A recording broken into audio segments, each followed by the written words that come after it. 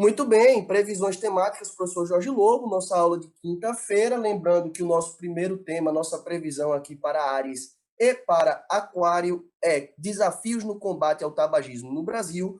Nossa primeira referência de conteúdo, um problema, né? Não existe quantidade segura de cigarro para ser consumida. O cigarro causa 6 milhões de mortes por ano. Faça um ponto de vista crítico no seu texto. Aponte, imagine um holocausto nazista todos os anos. Imagine que 6 milhões de pessoas anualmente vão perder suas vidas por causa de uma doença não transmissível. Qual é o lance? Tuberculose, gripe, sífilis, são doenças que você transmite de uma pessoa para outra. O tabagismo é uma doença que você não transmite. Dentro da categoria internacional da OMS, o tabagismo entra como doenças não transmitíveis, né, DNT, ou causas evitáveis de morte. Por que eu chamo de causas evitáveis de morte, minha querida Ana Carolina, minha querida Yasmin? Porque é simplesmente você não fumar que você não morre de cigarro, não é verdade? Se você não fumar, você não morre. Você evita doenças. A gente sabe que parar de fumar é fundamental para uma vida saudável. Seja saúde bucal, saúde mental ou o resto do corpo. Porém, milhões de pessoas ainda fumam. Na China, esse é um grande problema entre a população pobre e de classe média. A gente sabe que é preciso parar de fumar. Porém, a dependência em cigarro é uma das mais fortes e uma das mais difíceis dependências de se abandonar. Uma pessoa tabagista que esteja tentando parar de fumar, ela pode recorrer a medicamentos, a tratamentos mais violentos. E se ela vê de longe uma pessoa fumando, ou qualquer coisa, sei lá, um filme, uma série, o cheiro do cigarro, a compulsão que ela vai sentir para fumar um cigarro é muito grande. Os sintomas da abstinência de nicotina, eles são bem violentos. Então, se você fica sem cigarro, você se torna agressivo, irritadiço. É um dos vícios, é um dos hábitos mais difíceis de se abandonar. Então, é uma coisa que faz mal. Não existe quantidade segura de cigarro que faça bem. É uma doença não transmissível. A gente sabe que o segredo para uma vida saudável é parar de fumar, ou seja, é uma causa evitável de morte. E ele está diretamente relacionado às nossas escolhas individuais, aos nossos hábitos de vida. Assim como o sedentarismo ou a obesidade estão ligados às escolhas alimentares que a gente faz, o combate ao tabagismo parte também do princípio das escolhas que nós fazemos individualmente sobre os nossos costumes.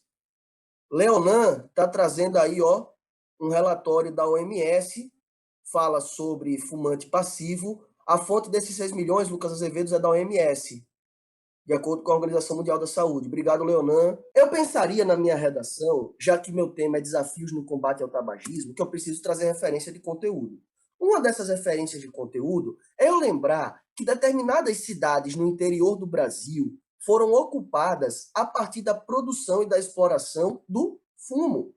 Aqui o pessoal que mora em Arapiraca e nas regiões circunvizinhas não me deixam mentir. Existem metrópoles inteiras no interior do estado de Alagoas e de outros estados do Brasil que cresceram a partir do plantio e da exploração do fumo. Uma monocultura tão importante para algumas cidades quanto o açúcar.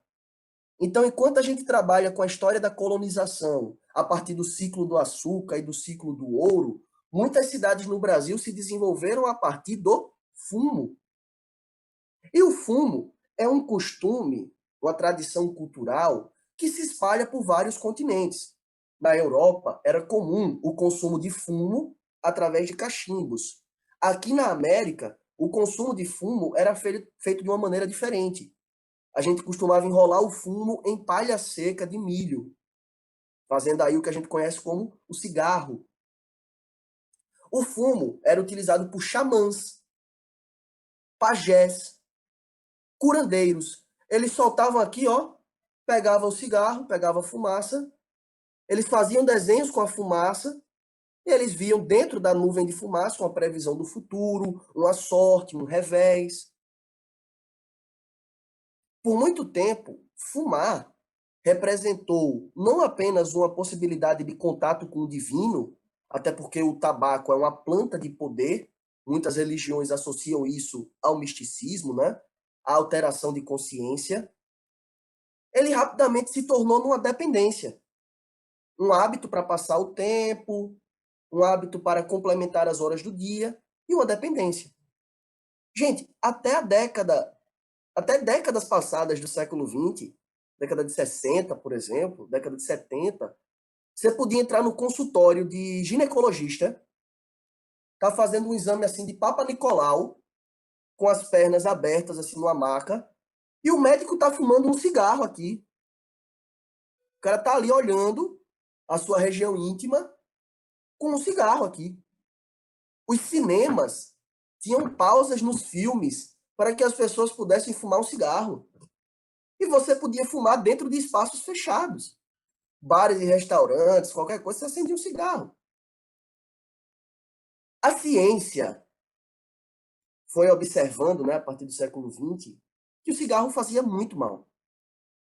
Que o cigarro estava associado a câncer precoce, a perda de nascimento, a perda de crianças no útero da mãe, né, abortos espontâneos, a problemas de saúde. E por mais que a indústria do cigarro negasse, inclusive tem um filme muito bacana chamado Obrigado por Fumar, a ciência provou que o cigarro fazia muito mal. O que nós estamos vendo hoje? Nós estamos vendo hoje um movimento de crítica ao tabagismo. Você não pode hoje fumar em qualquer lugar. Você não pode simplesmente acender um cigarro no shopping. Inclusive, você está encontrando cada vez menos espaços para os tabagistas. E isso é positivo. Isso é uma forma de desestimular o consumo de tabaco. Porém, o filósofo esloveno Slavoj Žižek, ele é muito famoso, ele é bem popular. Você pode encontrar vários textos do Zizek, inclusive tem um aqui, uma entrevista dele, só você clicar para acessar, que ele chega a dizer que o cigarro é um dos grandes pecados capitais da atualidade. Ele diz assim: nós somos solicitados a consumir, ironicamente, de forma segura. Esse é meu mantra. É a ideia de ter o prazer proporcionado por um produto, mas de tentar privar do seu efeito perigoso. O que é que o Zizek está apontando como ironia? Onde quer que você vá, você tem muita facilidade de comprar um cigarro. Lojinhas, mercearias, postos de gasolina. Tem duas coisas que é fácil de comprar nesse país: cigarro e bebida alcoólica. Porém, se você disser que é tabagista, se você tentar fumar um cigarro em qualquer lugar que não seja um espaço destinado a um fumante, você vai ser criticado. O que é muito irônico. A nossa sociedade estimula para que você sinta o prazer, ao mesmo tempo que ela critica você por buscar esse prazer. Aponte o seguinte: as pessoas consomem o cigarro não apenas porque ele é prazeroso, que ele é bom. Você tem que observar essa questão do prazer com muita calma. O cigarro causa dependência. O cigarro é viciante. E é por isso que ele cabe em todas as circunstâncias. Você está estressado? Fuma um cigarro. Está feliz? Fuma um cigarro. Está com tempo livre? Fuma um cigarro. Não é porque ele é bom, não é porque ele dá prazer, é porque ele é adictivo, ele é viciante. O seu corpo está biologicamente programado para querer aquela substância. E é sabendo dos efeitos nefastos do tabagismo que nós investimos em campanhas para desestimular o tabagismo. Jorge, em qual momento o cigarro foi colocado como clássico? Lembro que os atores faziam propaganda de cigarro. Bom, mandaram essa pergunta no privado, né? Até, assim, com muita força na década de 50 e perdendo força na década de 70, o cigarro era visto como status. As pessoas que fumavam, né? Era a transição da infância para a vida adulta. Sabe uma coisa muito intrigante? O cigarro, ele dialoga com a criança dentro de nós. E o que eu estou falando aqui está sendo gravado. Você passou a sua infância comprando balinhas, confeitos, pirulitos, colocando um docinho na boca para ter um prazer momentâneo e passar o tempo. Aí o que acontece? Quando você chega na bomboniere, na vendinha, na mercearia, você já cresceu. Você não é mais uma criança. Você não quer mais um confeito. Você olha para o cigarro, ele está logo na sua frente. Já percebeu como a vitrine do cigarro é evidente? Fica à mostra. Pronto.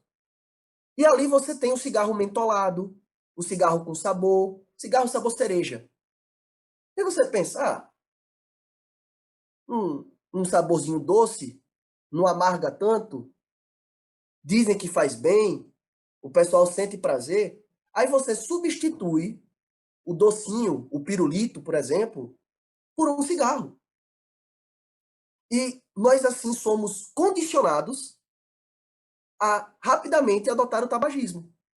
Facilidade de acesso, e aqui um problema, os cigarros com sabor, os cigarros que dialogam com crianças e adolescentes, estimulando o consumo precoce e, assim, proporcionando a dependência. O Zizek, ele critica a ironia de que nós somos estimulados a fumar em todos os ambientes. Em todos os ambientes nós somos estimulados a fumar, porém, nós somos criticados, nós somos condenados, julgados por isso. Jorge, o cigarro mandaram no privado aqui. Em alguns casos, é meio que uma válvula de escape. De fato, o estresse do trabalho, a sociedade contemporânea, ela tem um índice de tabagismo que cresce porque, por exemplo, um dos sintomas da síndrome de burnout, aquela síndrome do esgotamento mental, é o tabagismo. Você busca substâncias para tentar diminuir o seu estado de ansiedade. O cigarro é uma delas. Então, dá muito para usar o Byung-Chul Han, que a gente trabalhou aí ao longo do ano na Isolada, beleza? Ó, se ligue, preste atenção. O Brasil é referência mundial na redução do tabagismo. Nós proibimos propagandas na televisão. Todas as embalagens de cigarro, elas têm que conter pelo menos 70% da sua área de propaganda negativa ao cigarro. Então você não pode ter uma marca se promovendo, você não pode ter nada na embalagem que não seja normas técnicas e avisos explícitos de que o cigarro faz mal. Hoje, numa embalagem de cigarro, você tem uma letra assim, pá, muito grande, amarela, dizendo você morre, você brocha, você sofre. Beleza? Aqui está uma imagem da Fiocruz mostrando, né, como é que é o padrão das embalagens de cigarro. Nós conseguimos aumentar impostos para aumentar o preço e desestimular o consumo. Ah, Jorjão, mas aí você está ferindo a liberdade do consumidor. Aí você está aumentando o preço e isso é injusto. Não, não é. Nós precisamos, e aqui eu peço que vocês prestem atenção, nós precisamos reduzir o tabagismo. Nós precisamos erradicar o cigarro. E para isso, aumentar impostos, de acordo com o Instituto Nacional do Câncer José de Alencar, o INCA, aumentar impostos é uma boa alternativa. Agora, eu peço que vocês percebam, e aqui falaram no privado, vou até revelar o nome, foi a Bia que falou no privado. Existe um lobby muito forte. Empresas do cigarro, como Souza e Cruz, conseguem financiar políticos de várias instâncias e, assim, atrasar as medidas de combate ao tabagismo. A gente sabe o que a gente precisa fazer para proibir e dificultar o cigarro. A gente sabe o mal que o cigarro faz. Mas, como é que você entra numa loja e a primeira coisa que você vê é a vitrine de cigarros? Existe um lobby muito forte para que a indústria do tabaco permaneça lucrativa e funcional. Lembre-se, se ligue. O Brasil é referência mundial no combate ao tabagismo. Tributação, propaganda negativa, embalagens que dão avisos sobre os perigos do cigarro. Você não tem propaganda de cigarro na televisão. Não pode ter propaganda de cigarro na televisão. Determinados filmes e séries não pode aparecer personagem fumando. E isso aqui falando de uma coisa que era totalmente aceita. Era até estimulada. Hoje a gente está passando por uma transição de realidades. O Brasil, eu repito, é referência mundial no combate ao tabagismo. O SUS, ele distribui adesivos de nicotina. O que é adesivo de nicotina? É um paliativo para você diminuir o consumo de tabaco. Você coloca o adesivo, ele meio que vai suprir a sua demanda por nicotina, sem você fumar e sem ingerir outras substâncias. O SUS dá de graça isso, velho. O SUS dá de graça. Existe um número direto, 136, que é o Disque Pare de Fumar. Você liga e pede ajuda para parar de fumar e os caras vão tentar encontrar os mecanismos para que você largue esse vício. Jorge, aumentar impostos aumenta o contrabando. O contrabando ele já é muito grande, com ou sem aumento de impostos. Esse é um grande problema, que é o cigarro contrabandeado. É o cigarro que nem passa pela fiscalização do Estado. Ele é pior ainda.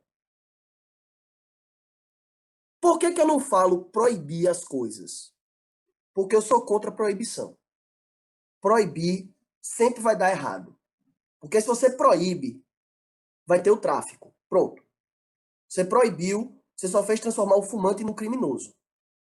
Você não acaba com o fumante, você prende o fumante. Proibir nunca é uma solução. Agora, dificultar o acesso é uma. Então, se eu aumento impostos, só aumentar impostos não dá certo. Porque só aumentar impostos, como o Marcão falou aí no bate-papo, o cara vai comprar do contrabando. Não é verdade? Você tem que aumentar impostos e aumentar a fiscalização. Você tem que aumentar impostos, aumentar a regulação. Combater o contrabando. Então, são soluções articuladas. São propostas de solução em conjunto. Por que de cerveja pode? Porque o lobby para cerveja também é muito grande. A Ambev é a maior empresa, uma das maiores empresas do Brasil no mundo todo, e ela financia políticos e consegue permanecer fazendo propaganda de cerveja em horário nobre. É como fala o Criolo, né? O Criolo tem um trecho de uma música que eu acho sensacional. Um governo que quer acabar com o crack, mas não tem moral para barrar comercial de cerveja. E, de fato, a gente não consegue proibir ou dificultar o acesso às drogas mais perigosas, que é o tabaco e o álcool. Mas, como meu tema é combate ao tabagismo no Brasil, eu preciso fazer uma pergunta para meus queridos e minhas queridas. Tudo certo? Essa é uma das nossas apostas temáticas. Perguntaram no privado, Jorjão, esse dado de que o Brasil é referência no combate é da OMS também? Sim, a OMS elogia o Brasil em relação às suas políticas de redução do tabagismo. Mandaram no privado. Jorge, mas também tem a questão de... Cadê? As pessoas que já são pobres e viciadas teriam suas condições mais afetadas pelo desespero para comprar se aumentassem os impostos. Mas claro que o único jeito é aumentando o imposto mesmo, de fato. A gente está numa sinuca de bico. Eu sempre sou contra o aumento de impostos, justamente porque isso só prejudica um grupo, o grupo das pessoas mais pobres, que ainda vão querer comprar o produto, só que agora vão se endividar para comprar o produto. Qual é o lance? Só o aumento de impostos não é uma solução eficaz. Atente a isso na sua redação. Você precisa aumentar impostos e promover políticas de amparo e e restrição ao tabaco. Você precisa aumentar impostos e promover redução de danos. Você precisa aumentar impostos, né? E aumentar a fiscalização. Então, eu sei que isso vai pesar sobre os mais pobres, mas esse não é um mecanismo de aumentar as desigualdades, como o arroz e como o feijão, por exemplo. Isso é um mecanismo de proteção da saúde, que é justamente a dificuldade ao acesso ao cigarro. Muito bem, muito bem. O filme Obrigado por Fumar, ele costuma aparecer aí na televisão, você pode baixar na internet, é sobre um lobista, um representante da indústria do cigarro. E ele é responsável por estimular as pessoas a fumarem. Ora, ele ganha se as pessoas comprarem mais cigarro. Um spoiler do filme, né? Esse personagem é sequestrado, ele é sequestrado por um grupo de ativistas contra o cigarro, e ele se encontra diante de um conflito, né? Ele defende uma empresa multibilionária que paga muito bem a ele, mas ele tem que defender o cigarro. Ele tem que defender realmente, tipo, ele tem que subornar pessoas que estão morrendo de câncer a falarem que o cigarro não faz mal. Esse é o filme Obrigado por Fumar. É sobre um lobista, um divulgador da indústria do cigarro. Beleza, minha gente? Tudo certo? Vamos para a nossa previsão para os taurinos. Cadê as minhas taurinas? Cadê meus taurinos aí? Vamos nessa? E aí?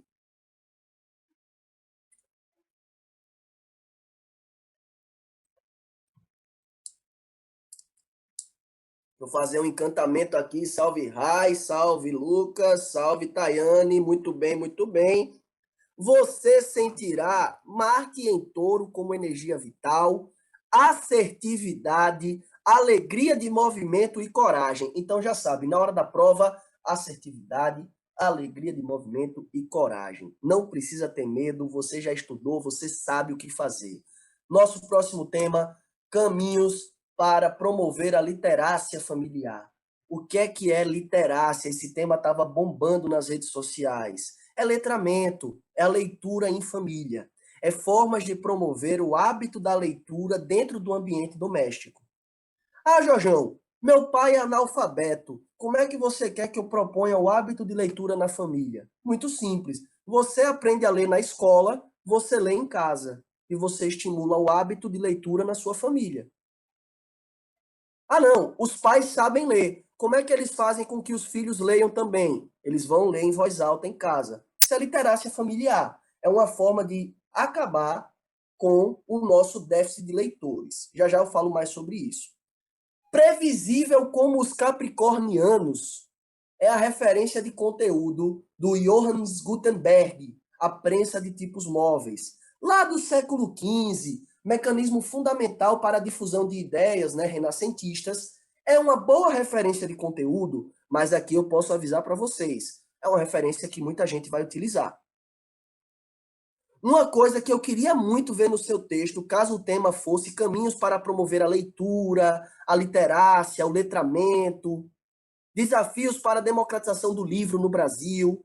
Se o tema for nesse sentido, eu quero que apareça no seu texto. Tem que aparecer, igual Leonino, tem que aparecer.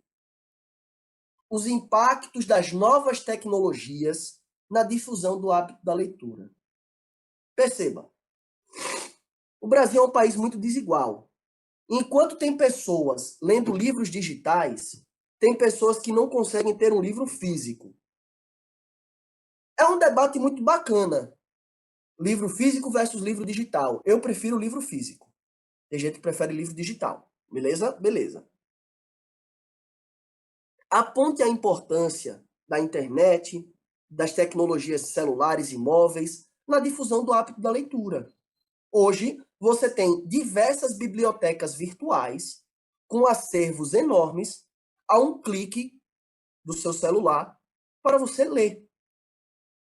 Tá certo, eu sei que muita gente não tem internet, mas o fato de pessoas terem internet e elas conseguirem a leitura através desses veículos é muito importante de citar no seu texto. Tem uma pesquisa que é feita periodicamente chamada Retratos da Leitura no Brasil. Se você clicar aqui nesse link, você acessa o relatório todinho, tá? E ela aponta que o brasileiro lê muito pouco. Nós temos uma população que é majoritariamente composta de pessoas com ensino fundamental incompleto, que ou não sabem ler, ou sabem ler parcialmente. O brasileiro lê, em média, 4 livros por ano. 4 livros por ano. E esses livros envolvem a Bíblia e Plano de Poder, do Edir Macedo. São os livros mais vendidos no Brasil. Isso é um reflexo de uma coisa histórica. O Brasil nunca se preocupou em educar sua população. O Brasil nunca investiu na educação para a massa de trabalhadores e trabalhadoras. Muitos analfabetos funcionais, e muitas pessoas que simplesmente não conseguem comprar um livro porque ele custa muito. Então, na despesa familiar, não tem espaço para leitura. Apesar do livro ter isenção de impostos, o que é importante, anote isso, isenção de impostos para livros, muitas editoras, para manter uma margem de lucro interessante, fazem com que o acesso ao livro seja restrito. É preciso encontrar caminhos para estimular a leitura nas famílias. E é preciso reintroduzir a educação e a cultura no ambiente doméstico.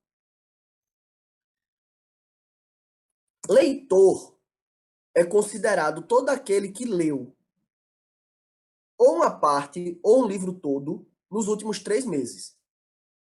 Aqui em Maceió, eu não tenho dados de, por exemplo, cidades como Arapiraca, porque a pesquisa se concentra só em capitais. Tá? Mas para ter uma ideia, aqui em Alagoas. Em Maceió, 37% dos maceioenses são leitores. Esse número é baixo. Apenas 1/3 leu um livro, no mínimo, ou um pedaço de um livro nos últimos 3 meses.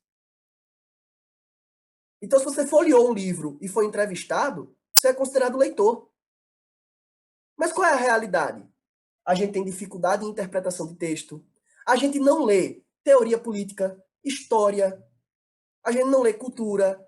A gente não lê literatura. E aí, vários problemas se depreendem. A gente não debate política, a gente não debate economia, a gente não debate nutrição. A gente debate a Bíblia. Mas isso aí não é o suficiente no Estado laico. Quais seriam minhas soluções, caso o tema seja caminhos para promover a literácia familiar? Capacitar professores e agentes de leitura. O que é um agente de leitura? Um agente de leitura é um cara que, tipo, sai da biblioteca e vai levar um livro na sua casa. Ele vai, assim, de porta em porta, dizendo: e aí, rapaz, como é que tá lendo? Olha, tem uma indicação aqui para você e para sua família. Ó, vai ter um clube do livro essa semana. É esse livro aqui, se você tiver interesse, tem na biblioteca. Gente, biblioteca é para ser que nem farmácia. Tem que ter em cada esquina. É para ter uma biblioteca em cada bairro. Além da biblioteca da escola, que já é precária, a gente precisa ter uma biblioteca em cada bairro. Por quê? Porque é na biblioteca que você tem troca de conhecimento. É na biblioteca que você tem contato com o livro físico. Apesar dos livros digitais, se concentre no livro físico. Se concentre na possibilidade de que muitos brasileiros não vão ter fácil acesso à tecnologia digital. Beleza? Pense em como difundir aparelhos culturais, espaços de troca de livro, bibliotecas públicas, ampliar as bibliotecas que já existem e reformar, né? Algumas perguntas no privado. Eu comecei a usar a Amazon, muito bom. Apesar da exploração que a Amazon pratica, eu também uso ela, né? É incrível como eles colocam certos livros de graça e outros mesmo são muito caros. E é verdade. Às vezes um livro digital é mais caro que um livro físico. Questão de direitos autorais, né? E essa pergunta que me mandaram é muito intrigante. Jorge, uma coisa que eu tenho dificuldade é quanto ao processo de capacitação dos professores. Muito bem, proposta de solução. O que você vai buscar na sua redação é formação continuada. São professores que têm a possibilidade de continuar estudando para se capacitar, né? Se aperfeiçoar. Palavras como aperfeiçoamento, reciclagem profissional, capacitação ou formação continuada são importantes no seu texto. Como você faz isso? Quais são os agentes solucionadores?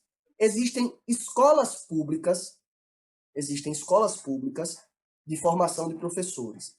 Existem cursos nas universidades. A universidade pode oferecer pós-graduação, curso de reciclagem, workshop. Pode sugerir um plano de carreira para esses profissionais, estabilidade e criação do cargo de agente de leitura nas redes municipais. Formação de professores através do poder público, que vai proporcionar cursos para a capacitação em leitura para a família. Beleza? É importante aproximar a família da escola e promover hábitos de leitura. Deixa eu te dar uma coisa assim que eu acho muito fascinante. Isso é um farol do saber. Eu acho a coisa mais linda do mundo. Sou apaixonado por isso. O farol do saber, ele faz alusão ao farol de Alexandria e à biblioteca de Alexandria. Lembram? Alexandre o Grande, Egito. E é um espaço bem pequenininho. São cerca de 100 metros quadrados. Tem uma pracinha, né, um parquinho. Aqui dentro são tipo 2 andares, uma sala de estudos e uma biblioteca, aberto para a comunidade. Então você pode ir tirar xerox, tirar cópias, alugar um livro, emprestar um livro. Eles são mantidos pela prefeitura. Na prefeitura, né?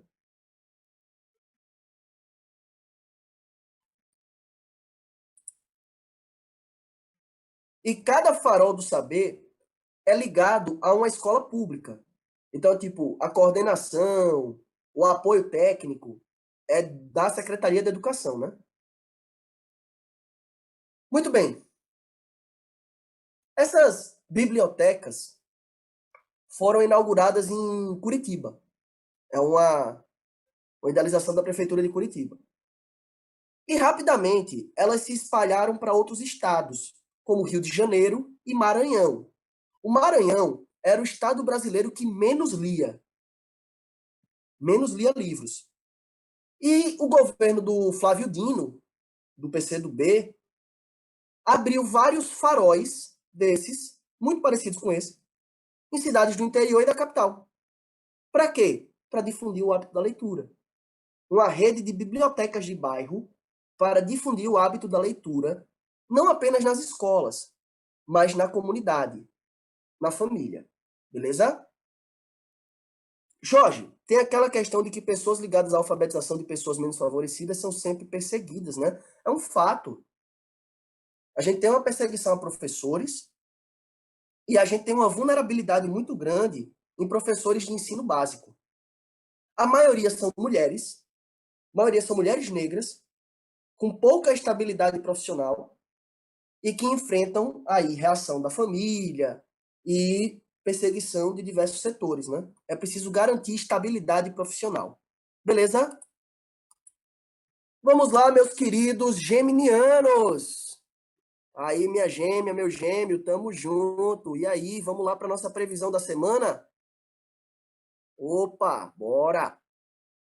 Peraí. Jorge, caberia citar Darcy Ribeiro? Muito. Darcy Ribeiro é fundamental nesse tema, sempre. Tem o projeto do Sesc Leitura, que é uma biblioteca móvel. Tem também. É uma das formas de promover leitura nos bairros. É uma boa solução se for articulada com as demais. Só um minutinho, peraí. Vou pegar minha cachorra aqui.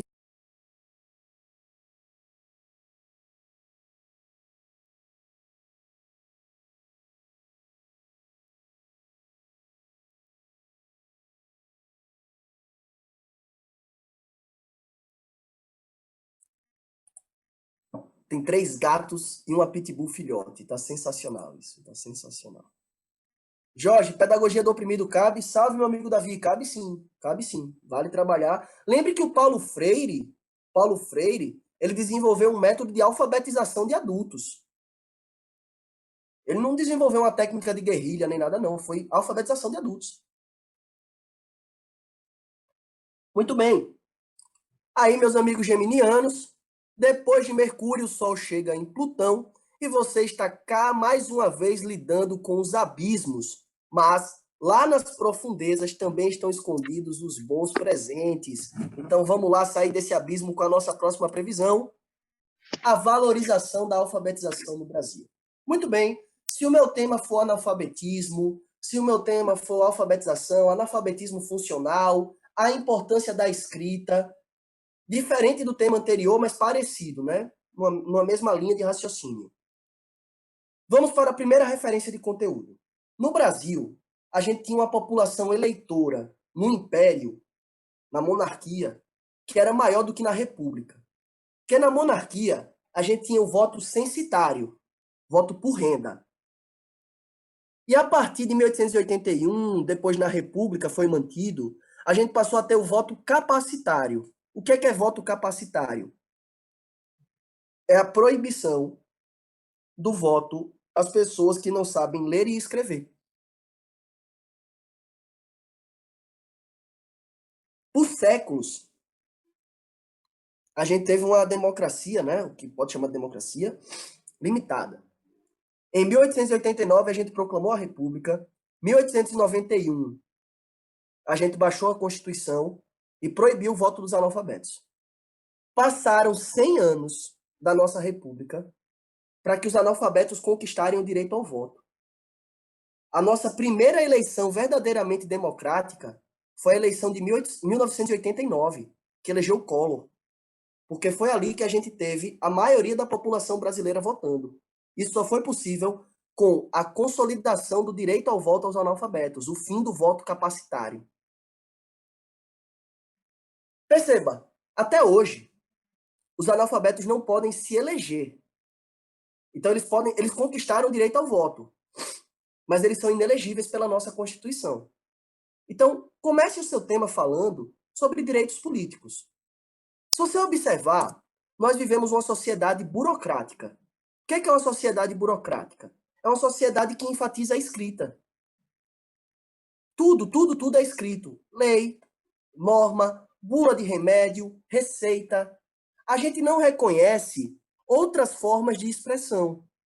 A gente não se comunica através da música, através dos tambores. A gente se comunica através da escrita. E quem não domina a escrita é marginalizado. Isso é o que a gente chama de sociedade burocrática, uma sociedade que dá o poder à escrita. A nossa forma de pensar a história, a nossa forma de ver o mundo, a nossa bandeira é muito positivista. E o que é que faz o positivismo? ênfase na escrita. Pré-história é aquilo que veio antes da escrita. Porque se não está escrito, não é verdade, tem história. Marcos Banho é um professor, é um linguista, que trabalha com a ideia do preconceito linguístico. Imagina, você recebe uma mensagem do crush, você recebe uma mensagem da crush, dizendo, e aí, vai ficar mais eu? E aí, nós vai ficar? Você diz, eita, falou errado, né? Pleonasmo, não conjuga verbo. A gente consegue muito facilmente segregar pessoas porque elas não dominam a norma culta padrão da língua portuguesa. Isso é uma forma muito preconceituosa de se lidar com o outro, né? Essa charge é direta. O Brasil tem 11 milhões de analfabetos. 11 milhões de analfabetos. E se você não assina o seu nome, polegar, impressão digital. Em 2017, o analfabetismo era muito maior entre a população negra do que entre a população branca. E a gente precisa observar como a desigualdade e como o racismo imperam nesse tema. Muito bem? Sakura, Sakura, gente, me dá 2 minutinhos, tá? Por favor.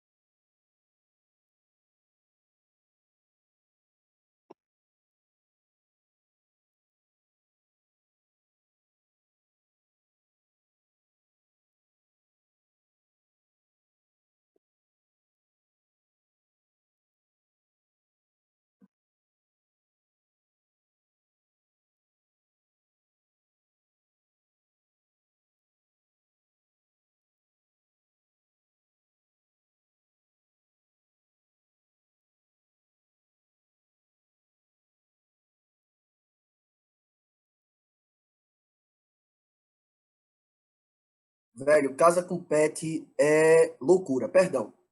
Muito bem. No Brasil, reconhecendo essa triste realidade de 12 milhões de analfabetos, principalmente aí na população preta e parda, a gente propôs planos para a erradicação do analfabetismo. Velho, a União Soviética erradicou o analfabetismo nos seus primeiros anos. Cuba, após a Revolução Socialista de 1959, erradicou o analfabetismo em 2 anos. O Brasil ainda não erradicou o analfabetismo. A nossa meta é acabar com o analfabetismo até 2024. Se você não sabe o que colocar na redação, está aqui na tela.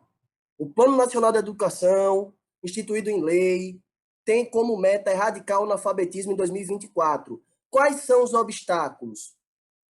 Dificuldade de acesso à rede de educação, dificuldade de democratização do livro, falta de capacitação profissional, perseguição a professores sem estabilidade. Quais são as dificuldades? A renda, a permanência das pessoas na escola, a cor da pele, tudo isso vai influenciar no nosso tema. E isso é sem considerar o número de analfabetos funcionais. O que é um analfabeto funcional? É aquela pessoa que sabe apenas ler e escrever o próprio nome ou pequenos fragmentos de texto. Então, é uma pessoa que não é letrada. não tem literácia, não tem letramento. É uma pessoa que aprendeu a ler, mas não aprendeu a interpretar. Ele não consegue ler um bilhete, não consegue ler uma pequena carta. Quer uma boa referência de conteúdo para esse tema? O filme com a Fernanda Montenegro, Central do Brasil. Muito bacana, uma obra-prima do cinema brasileiro. Foi o mais próximo do que o Brasil chegou de conquistar um Oscar, né? Central do Brasil com a Fernanda Montenegro. Quem ganhou nesse ano foi a Gwyneth Paltrow com Shakespeare Apaixonado.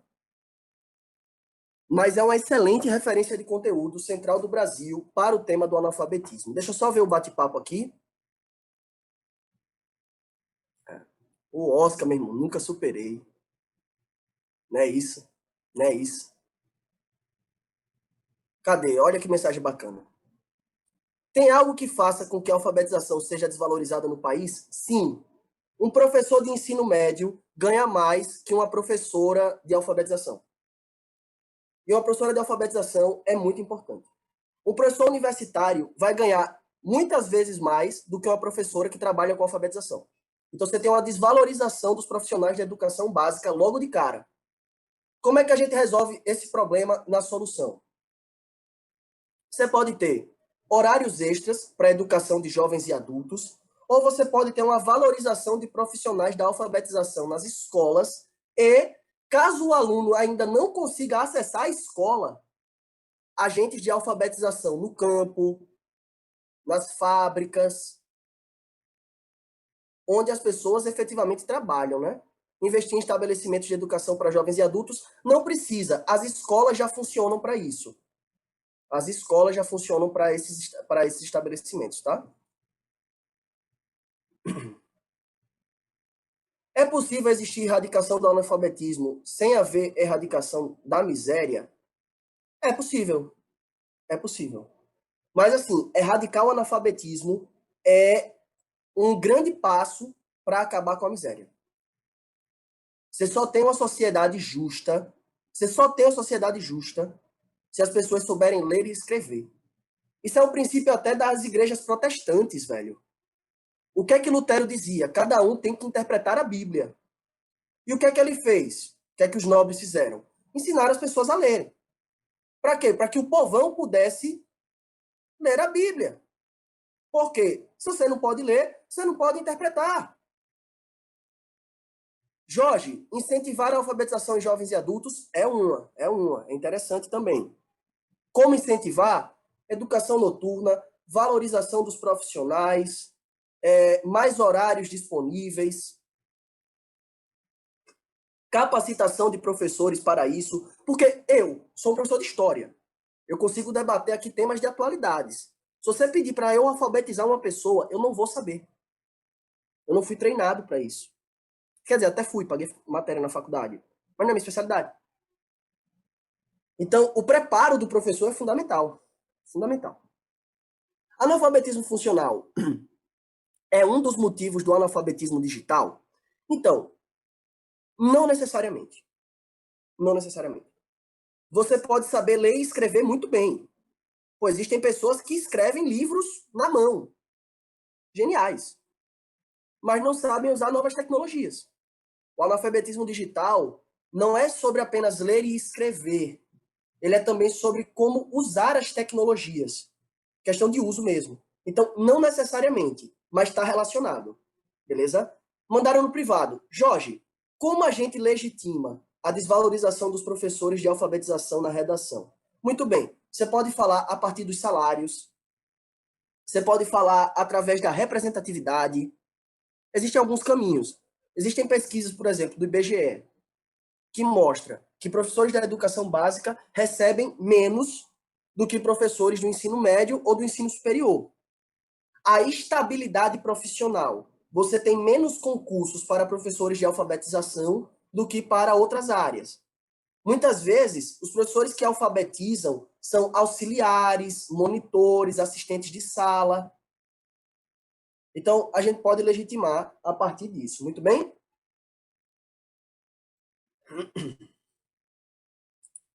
Cadê os cancerianos? Cadê a galera de câncer? Cadê os cancerianos? Cadê os cancerianos? Opa, Alice! Opa, muito bem, muito bem. Aqui está a pedra da sorte, né? Minha pedra é a ametista. O que é que o filme Central do Brasil falava? O filme Central do Brasil é com a Fernanda Montenegro, tá? E ela é uma escritora de cartas. Ela fica numa estação de trem, né? Na Central do Brasil. E as pessoas analfabetas, né, que não sabem ler e escrever, pediam para ela escrever cartas e mandar no correio. É um filme muito bacana. O Tainan ontem surtou. O Tainan ontem surtou. Só digo isso. O Tainan não aguentou. Minha pedra é ametista. E meus amigos cancerianos, minhas amigas cancerianas, podem descansar porque, ó, Mercúrio chegou a Júpiter depois de Saturno no domingo e fala alto na segunda-feira. Talvez uma decisão corajosa seja anunciada. Que decisão corajosa é essa? Vou até guardar minha ametista. A decisão de que você vai mandar bem na prova. Você vai olhar assim e dizer: eu consigo, eu consigo. E irá se realizar. Ó, pode ser que haja grandes esperanças, que serão imediatamente torpedeadas. Você fica: o que é que vai ser atacado? Você acredita na sua ansiedade. Você canceriano, você canceriana, acredita nesse prédio de certezas que é a sua ansiedade. Mas essa aula é como um torpedo. Vai abalar as estruturas da sua ansiedade, vai te dar segurança para você mandar bem na prova. E minha previsão para os cancerianos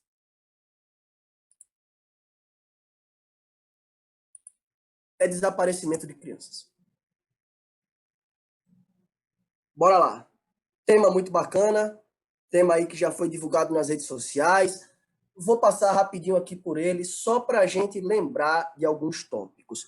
Uma boa referência de conteúdo é o filme Beasts of No Nation, um filme original da Netflix.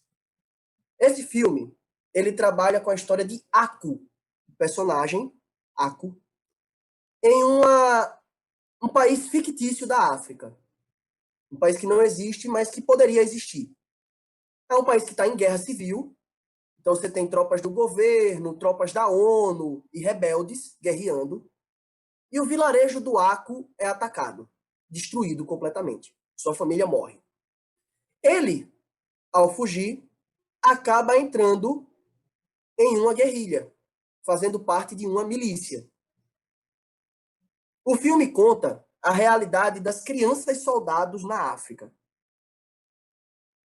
Crianças em situação de guerra, situação de conflito, sem estabilidade do Estado, sem estrutura familiar, e elas acabam entrando em exércitos, em milícias, e desaparecem dos registros formais. Para falar do desaparecimento de crianças, é preciso reconhecer situações atípicas, como, por exemplo, o tráfico de pessoas, o tráfico de drogas, a exploração sexual de menores, o trabalho infantil. Tudo isso ajuda a gente a entender por que crianças, desaparecem. Um fato é, o Brasil é muito grande e ele não tem uma coordenação nacional para monitorar e encontrar crianças e adolescentes desaparecidos. Se uma criança desaparece em um estado, você tem registro naquele estado. Mas é possível que você não tenha registro em outros estados. Então você não tem um banco de dados nacional, você não tem uma coordenação que articule vários setores para encontrar crianças desaparecidas. Hoje, quem trabalha nessa área e pode ser agente solucionador é o Ministério Público Federal, que investiga, que procura, que abre processos, com apoio das polícias. Mas aí o que é que tá? A polícia não tem poder de investigação. A polícia no Brasil é majoritariamente militarizada, com poder ostensivo. A gente não consegue usar inteligência. A gente não consegue usar tecnologia. A gente tem dificuldade de investigar. Uma boa referência de conteúdo é a ditadura civil-militar no Brasil, onde filhos de opositores do regime foram presos. Na Argentina, ditadura que aconteceu na mesma época da ditadura brasileira, você tinha crianças sequestradas de comunistas, os pais eram assassinados, e essas crianças eram adotadas por famílias de militares. Então, é um tema muito, muito impactante, velho. Eu não sei quantas crianças desaparecem por ano. A gente estima que são cerca de 100 pessoas todos os dias. Cerca de 40 crianças. Muitas delas são encontradas rapidamente, muitas delas permanecem muito tempo desaparecidas. A gente começou 2021 com o caso de 3 crianças lá no Rio de Janeiro, em Belford Roxo, desaparecidas. São os 3 de Bel, ou Cadê os Meninos de Bel? É a hashtag que está na internet. 3 crianças em Belford Roxo desaparecidas. Em 2020, a gente não consegue encontrar, velho. Como é que você desaparece? Pense nas novas tecnologias. Você já tentou apagar sua conta do Facebook? Se tu pesquisar o seu nome, você vai encontrar um tweet seu de 2014. Como é que você desaparece numa área, numa realidade de tantos registros? Tá ligado? As tecnologias podem ajudar, né? Jorge, as crianças de rua não são nem consideradas seres humanos para serem procuradas. É verdade. É verdade. Como procurar se elas não possuem registro? É verdade. Milhões de brasileiros não possuem sequer CPF, velho. A gente acha que é só você botar assim no Google o registro da pessoa e ela vai aparecer. Mas tem gente que não tem nem CPF. Impressionante isso. Vamos lá. Um relatório que você pode acessar aqui nesse link que está na tela dava algumas propostas de solução. Como a criação de um plano intersetorial de prevenção e enfrentamento ao desaparecimento de crianças e adolescentes. Isso não existe. Mas a gente podia criar um órgão que envolvesse diversos setores do Estado para prevenir e encontrar crianças desaparecidas. Professor, no privado, mas agora algumas crianças estão saindo da maternidade com CPF. Não em todos os hospitais, de fato. E isso é uma medida de prevenção ao desaparecimento de crianças. É você registrá-la logo cedo.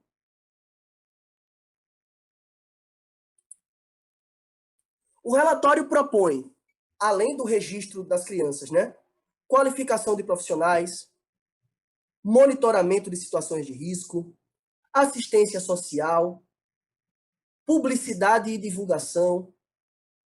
E aí tem alguns pontos interessantes para o desaparecimento de crianças. Esse link aqui é o vídeo que eu e Tainã postamos no final de 2019 sobre nossas apostas temáticas, né? E a gente falava sobre desaparecimento de crianças. Então, se vocês quiserem acessar, tem um conteúdo extra aí no canal Escreva Melhor. Tamo junto, se inscreve lá. Vamos nessa. Gente, tudo tranquilo? Salve, Bianca. É massa, né, o vídeo. Bacana, bacana. Cadê meus leoninos? Cadê minhas leoninas? Apareçam, a vida de vocês é isso, apareçam. Oi, oi! Lindos, maravilhosos, soberanos, estamos junto. Com Saturno e Júpiter em Aquário, a escassez, estreiteza e a abundância, vastidão estão próximas. Fique atento. Na segunda-feira, parecemos escorregar de um extremo ao outro, com Mercúrio a nos orientar ou inspirar. Isso abre possibilidades completamente novas e experimentarmos voltas surpreendentes. A maioria dos planetas está no elemento Terra, o que significa um ritmo lento. Vá devagar. Se a direção for correta, a lentidão não é um problema. Então, devagarinho, como a gente precisa, vamos para Desafios para a educação no Brasil e o EAD, a prática da educação à distância. Vamos nós, né? Estamos aí, EAD, nova realidade do mundo, né? Um livro. Um livro. É a primeira forma de educação à distância que existe. Porque eu escrevo aqui, eu mando para a Itália e o cara vai ler sem nunca me conhecer, sem nunca me encontrar e vai aprender o que eu escrevi. Então, existem várias formas de educação à distância. Atualmente, o EAD é entendido, né, como práticas mistas, às vezes integralmente, digitais e presenciais. O EAD ele avança com o avanço das tecnologias digitais. E aí você tem a possibilidade do chamado ensino remoto ou ensino à distância. O ensino à distância tem diversas vantagens. Diversas vantagens. Nós aqui conseguimos manter uma isolada, tem 60 pessoas aqui hoje, à distância. Você pode, da sua casa, fazer uma graduação, onde quer que você queira, à distância. Existe o reconhecimento do Ministério da Educação, existem faculdades muito boas à distância, existem faculdades muito ruins, como tudo no mundo, né?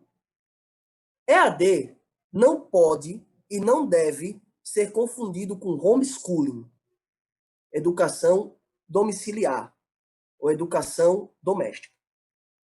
O homeschooling é quando os pais decidem desescolarizar a criança e educá-la totalmente em casa. Observe, pela lei, isso é ilegal. Isso é inconstitucional. No Brasil, a educação, de acordo com a nossa Constituição, tem que passar pela escola. Então, ao falar do EAD, aponte que existem muitas vantagens, mas reconheça, nós não podemos fazer com que o EAD seja homeschooling, tá? O EAD para crianças precisa da escola. O EAD para adultos, talvez não. Mas criança tem que estar na escola. Não defenda a EAD para a educação infantil. Não defenda a EAD para a educação fundamental.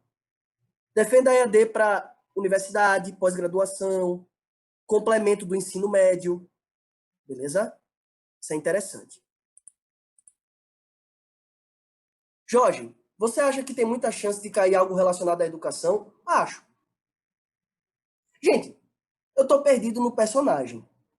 Essas apostas são para tranquilizar vocês. Pode não cair nada do que eu falei aqui.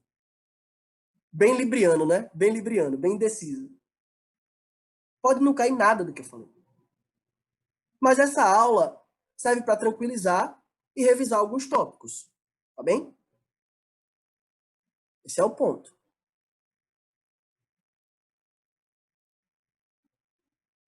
Exatamente, Davi. Devido à socialização necessária no desenvolvimento infantil. Exato, exato. É a solidariedade entre família e Estado. A família paga imposto, o Estado garante a educação. É fundamental para a infância a socialização na escola. Mas, a gente sabe que a tecnologia tem sua vantagem. A gente sabe que a tecnologia tem sua importância. Ninguém hoje desconsidera a importância da tecnologia. O problema é o acesso precário. No Brasil, quase metade dos brasileiros não tem acesso à internet. Gente, metade dos inscritos no Enem não conseguia acessar a internet, pô. Não conseguiu ter aula remota, à distância. Então a gente está falando de um país que não tem infraestrutura básica. É o abismo digital.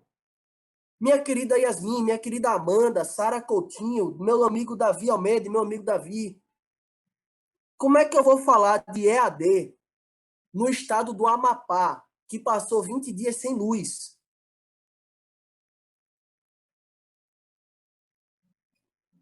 É um abismo que a gente vive. É uma grande distância, um grande choque de realidades. Jorge, e a educação inclusiva? Vi que a PNE tinha como alternativa criar uma escola só para crianças com deficiência. Então, isso é um problema.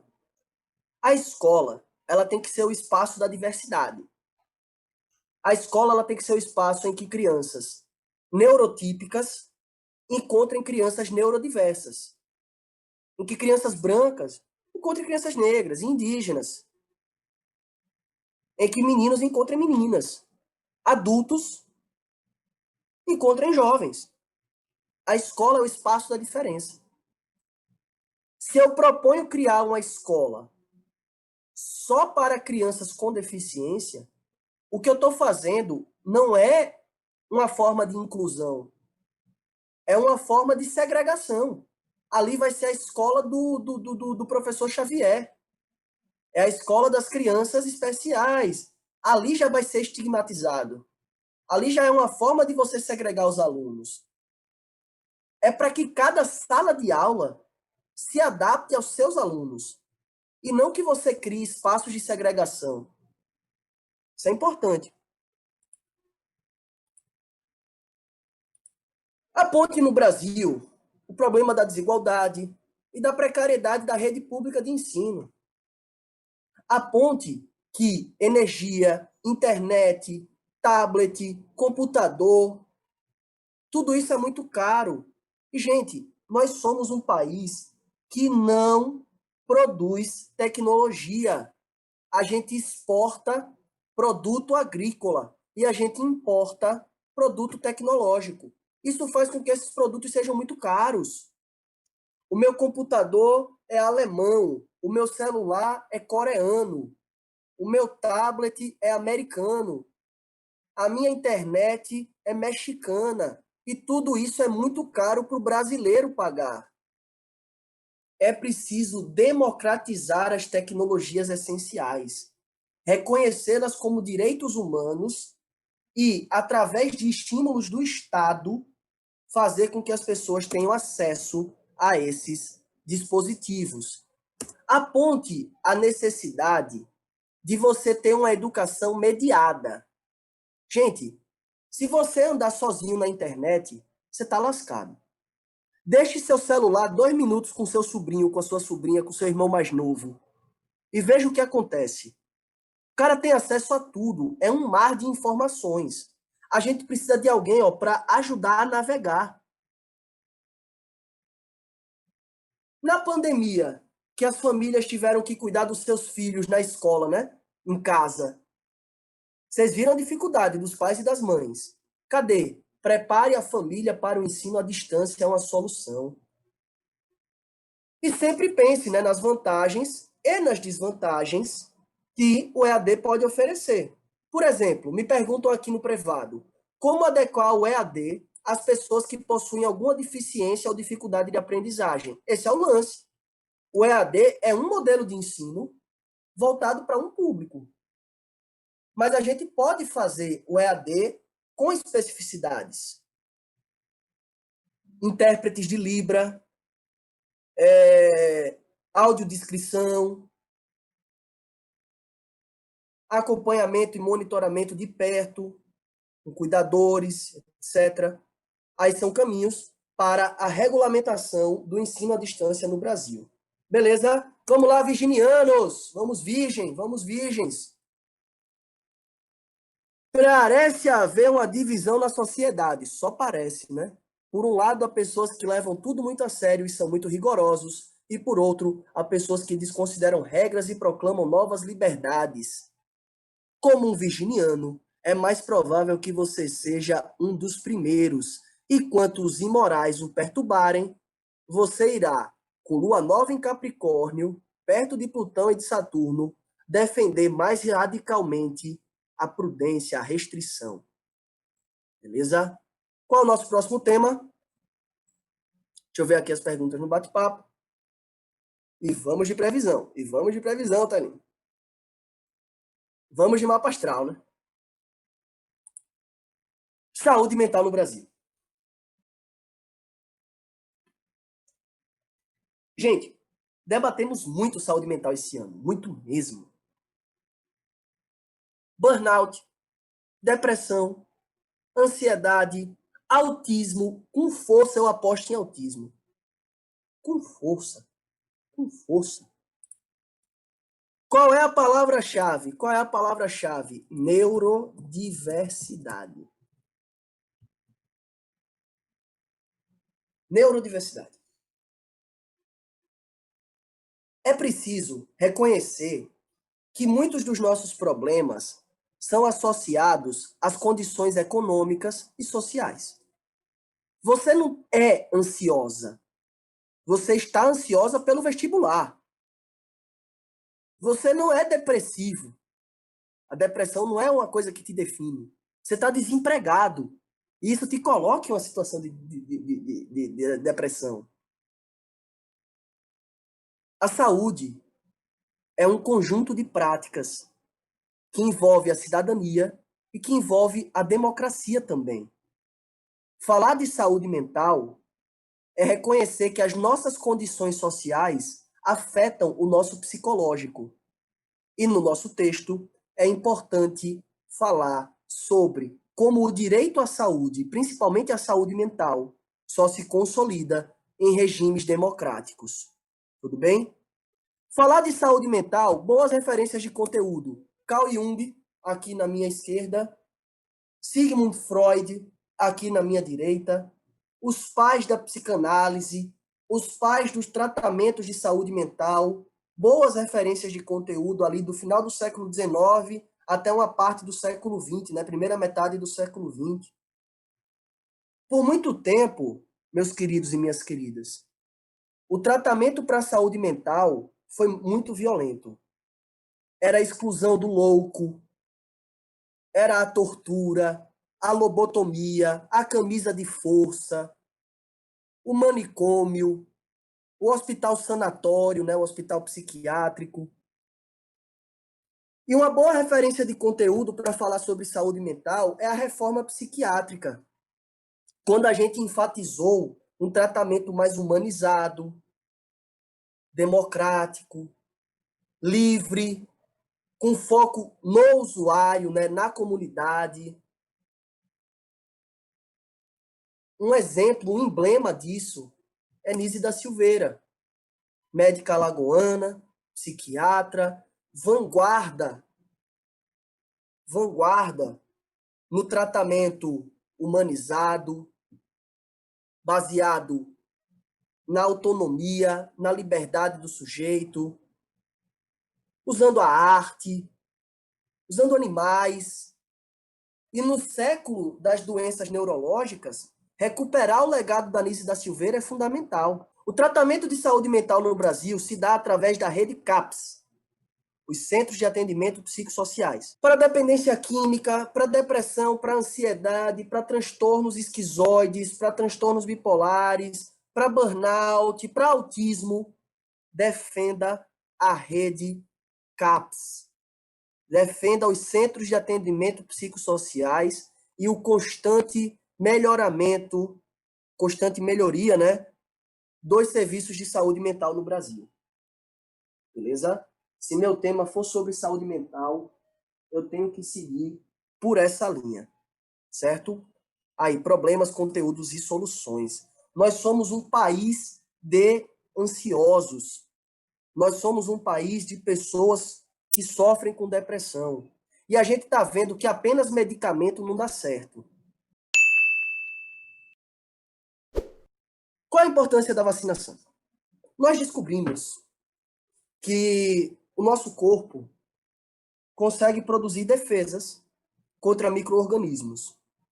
Essas defesas, né, são os nossos anticorpos, nosso sistema imune. Nosso corpo aprende.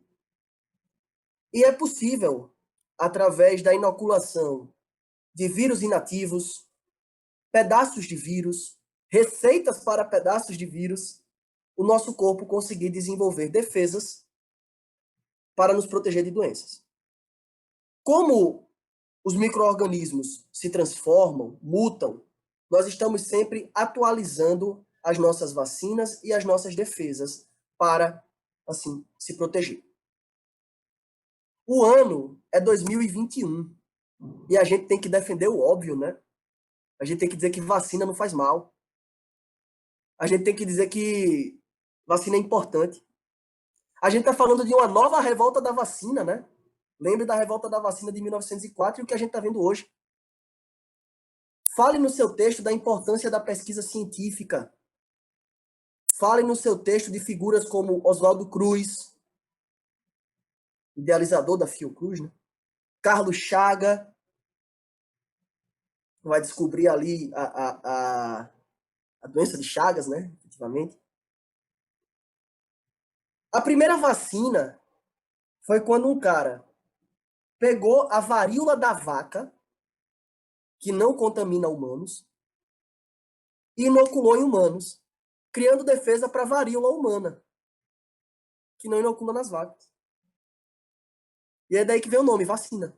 Vacina. Nós estamos diante do maior corte de gastos que a ciência já viu. Nossas pesquisas estão em defasagem. E é preciso, no seu texto, apontar a importância da pesquisa científica, das universidades públicas, do desenvolvimento científico e tecnológico. Como é que a gente enfrenta uma pandemia, velho? Com ciência e tecnologia. As duas vacinas que o Brasil está preparando, Fiocruz e Instituto Butantan, instituições de pesquisa pública. Investir no SUS e na ciência nunca é demais. E a gente está numa época de negação da ciência, né? Terra plana. 60% dos americanos entrevistados na Wellcome Global Monitor optam pela religião quando ela entra em conflito com a ciência. 59% diz que ciência e tecnologia vão contra suas concepções religiosas. A gente precisa difundir o conhecimento científico, combater o negacionismo. Beleza, gente? Rapidinho, próximo tema. Cadê meus escorpianos? Cadê minhas escorpianas? Alguém aí? Vocês estão aí? Oi? Oi? Na segunda-feira, Mercúrio e Júpiter juntos acentuam quase exageradamente o que está cheio de luz. Sua aprovação. Está iluminado. Enquanto luta contra as sombras. A sombra da ansiedade. Está repreendido. Está expulso. Qual é o tema para Escorpião? Qual é o tema para Escorpião? Desafios impostos pela uberização do mercado de trabalho. E se o tema for desemprego? E se o tema for precarização do trabalho? E se o tema for uberização? Bora lá. Uberização é qualquer forma de trabalho precário baseado em plataformas de aplicativos. Então é muito importante o vínculo digital, né? Precarização já existia, agora o vínculo digital está aí, né? Nós vivemos em uma economia neoliberal, a gig economy, a economia de bico. Você trabalha como motorista à tarde, recepcionista à noite e universitário nos tempos livres. Isso é precarização. Isso é falta de estabilidade. E isso é um reflexo da flexibilização das leis trabalhistas. Observem, leis trabalhistas são direitos consolidados para a estabilidade mínima dos trabalhadores e trabalhadoras. Desde 2016, o Brasil modificou as leis trabalhistas criadas na era Vargas, né, a CLT, com a reforma trabalhista. E agora, a flexibilização das relações é uma regra. Você não é funcionário, né? Você é empreendedor. Você é o responsável pelo seu sucesso. Estamos todos no mesmo barco. O motorista de Uber não é considerado funcionário da plataforma. Ele é considerado colaborador, né?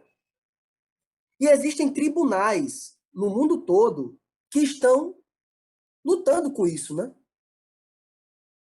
Existem tribunais que consideram o motorista de Uber funcionário da Uber e precisa dos encargos trabalhistas.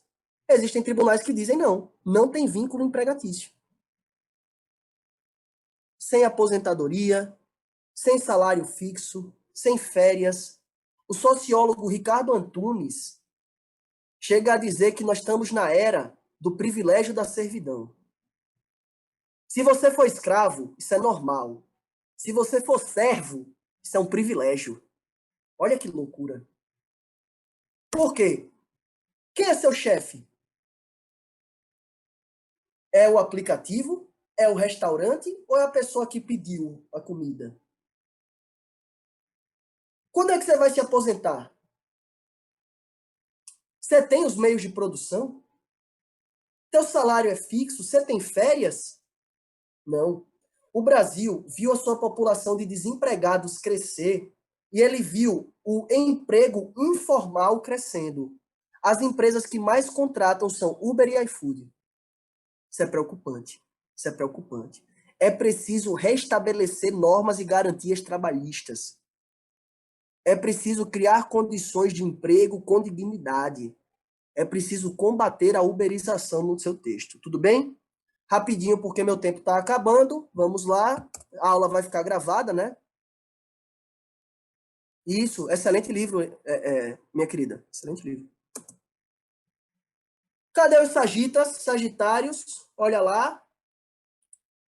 A sustentabilidade é um grande problema que alguns gostariam de alcançar com moderação ou renúncia, enquanto outros estão se concentrando em conquistas modernas. Foco aí na sua aprovação, foco aí nas conquistas que se aproximam. Deixa eu só ver o bate-papo. Tamo junto, meus sagitas. Opa, opa! Qual é o tema para Sagitário? Automedicação no Brasil. Oi, bora brincar de seu rei mandou dizer? Bora brincar de Gugu na minha casa? Pega um remédio.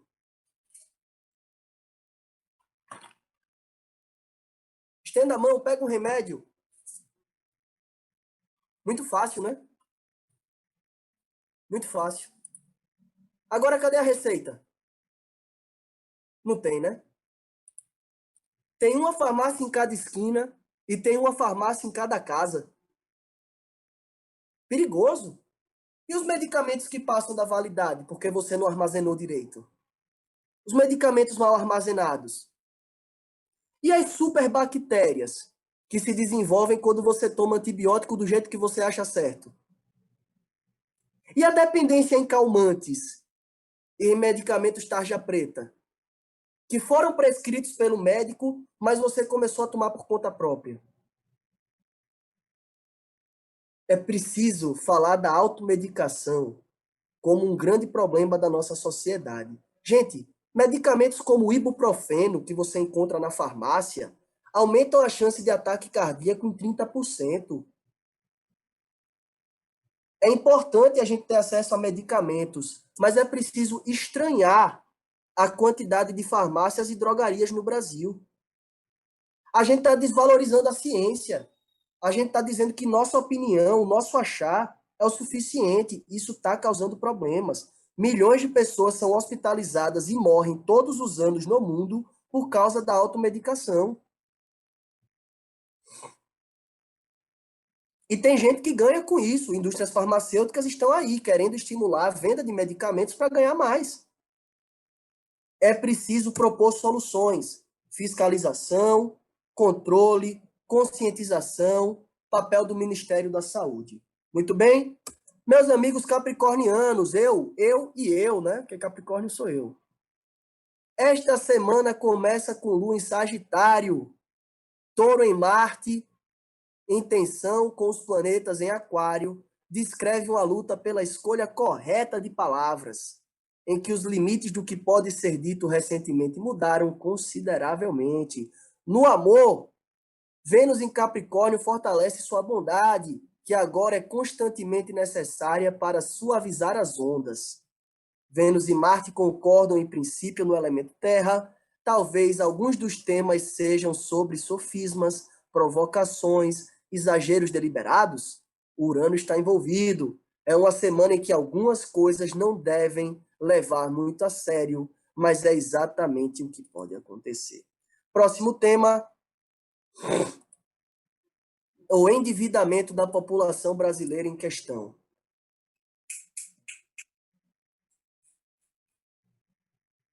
65 milhões de brasileiros estão com o nome sujo, estão endividados. Cirão da massa, né? Cirão da massa. Como é que você cria a receita do endividamento? Você tem que pagar aluguel, você tem que pagar transporte, você tem que pagar alimentação, você tem que pagar plano de saúde e você tem que pagar pelo quê? Escola também, né? Serviços públicos que poderiam ser de graça, mas você tem que pagar como se fossem mercadorias. E o que acontece? A sua renda é limitada. Os cortes de gastos, as políticas de austeridade e a redução do Estado na oferta de serviços básicos faz com que você tenha que pagar por esses serviços. E isso aumenta o endividamento. É fato, a riqueza no mundo é concentrada. 1% do planeta concentra mais da metade da riqueza do planeta. Nós estamos transferindo riqueza para os bilionários, que estão aumentando os seus lucros, enquanto nós estamos endividados. É muito constrangedor ser endividado, muito. Você não pode pegar empréstimo, não pode se inscrever em determinadas coisas, pode viajar, não pode fazer uma compra. Uma dívida tira você do seu patamar de cidadão, né? Você tem um nome sujo. Nome sujo. E o que é que a gente sofre, velho? A gente sofre de um país que não tem preços justos e a gente sofre de uma população que não tem educação financeira. Lembram da Nath Finanças? Propostas de solução: educação financeira, renegociação de dívidas, comércio justo para promover cidadania e acabar com o endividamento da população brasileira. Meu último tema é só um comentário rápido, né? Para peixes. Cadê meus piscianos? Tamo junto. Existe algum grupo ou partido ao qual você acha que pertence? Esse grupo poderia ser o tema da lua nova de Capricórnio. Mudanças são indicadas, as quais você deve apoiar se quiser permanecer leal ao grupo, o que parece muito provável. Muito bem. Salve, salve. Gente, esse último tema é só um comentário que eu vi no Instagram, na verdade, sobre o Carlinhos Maia. E eu e o Tainan pensamos numa frase temática: meritocracia nas redes sociais. Desafios contemporâneos. Carlinhos Maia e o Instagram como meio perverso de superar a pobreza.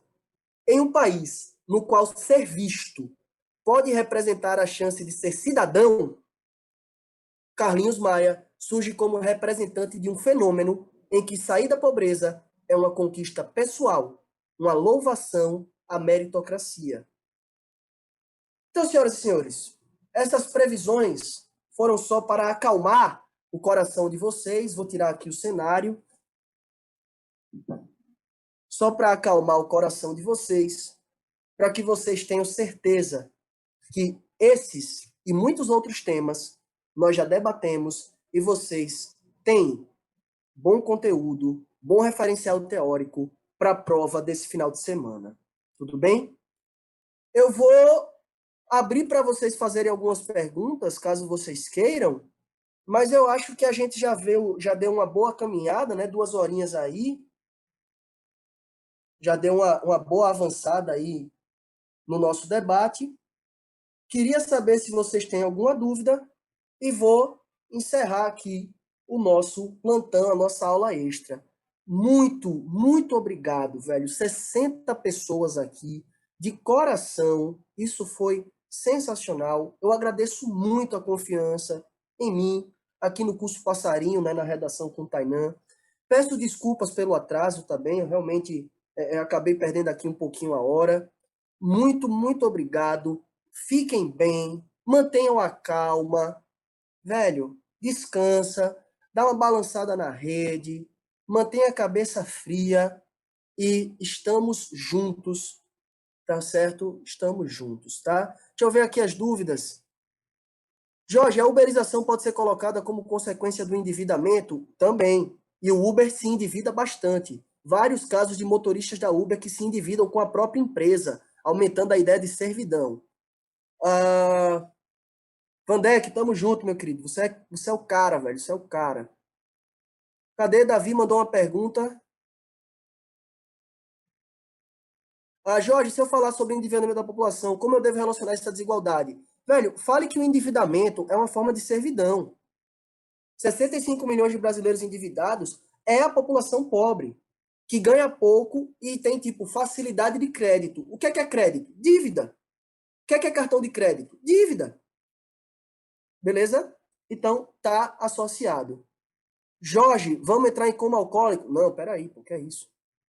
É isso. Toda a minha admiração a vocês. O tema da uberização já é um termo geral? Sim, o termo da uberização é um termo geral. É reconhecido o tema. Até sábado, até sábado. Vamos lá, vamos lá. Viu, gente? Muito obrigado, tá? Podem sair. Vou aqui encerrando a reunião. Deixa eu parar a gravação, tá?